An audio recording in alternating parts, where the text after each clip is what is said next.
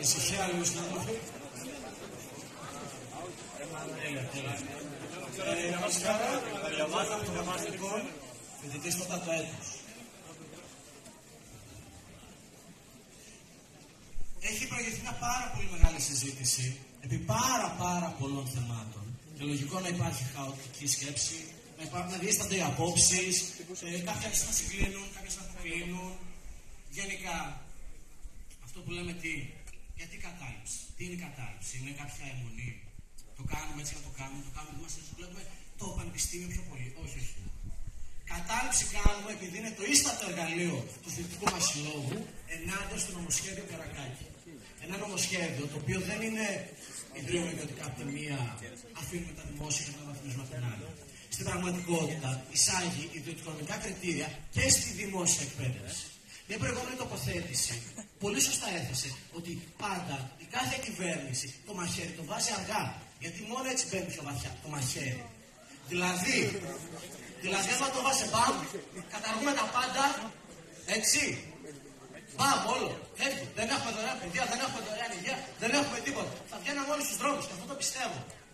Όταν όμως εκ πλαγίας, εμέσως πλήρης σαφώς, αφήνει ανοιχτό να ιδρυθούν μη κρατικά, όπως τα λένε, δεν έχει σημασία το όνομα. Πραγματικά δεν έχει σημασία το όνομα. Αλλά επιτρέπει να ιδρυθούν τμήματα τριτοβάθμιας εκπαίδευσης, όπου δεν υπάρχει εξεταστική Σεπτεμβρίου. Δεν υπάρχουν μάλλον μέρημνα, δηλαδή σύντηση, στέγαση, μεταφορές. Θα πληρώνουν δίδακτρα σε εκείνα τα ιδρύματα.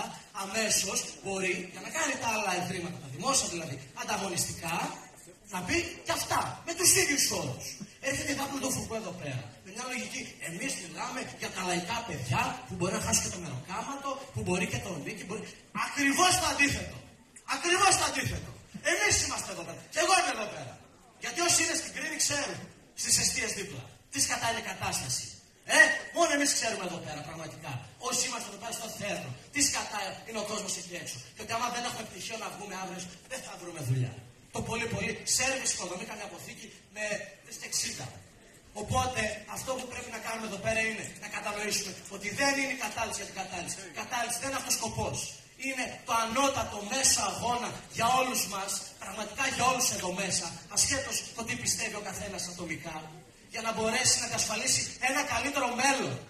Άμα βγούμε στην αγορά εργασίας, χωρίς στοιχεία, σε μια αγορά που έχουν κλείσει όλες τις βιομηχανίες και έχουν φύγει, δεν υπάρχουν βιομηχανίες στη χώρα.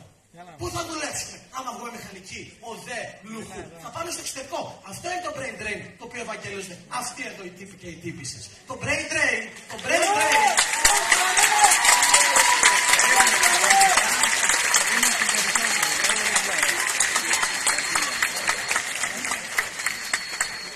drain δεν είναι ότι δεν έχουμε επαρκή εκπαίδευση. Μια χαρά επιστήμονες δεν συγχωρά παιδιά. Και γαμώ τους επιστήμονες.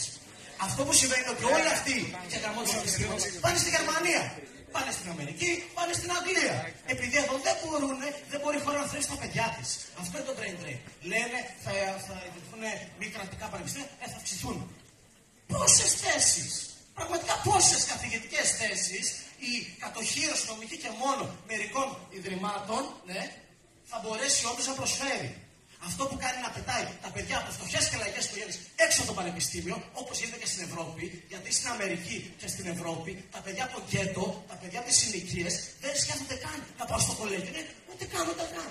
Τα παιδιά από το γκέτο πάνε και πλέον ναρκωτικά. Γιατί αυτό το μέλλον της είναι ο καπιταλισμός.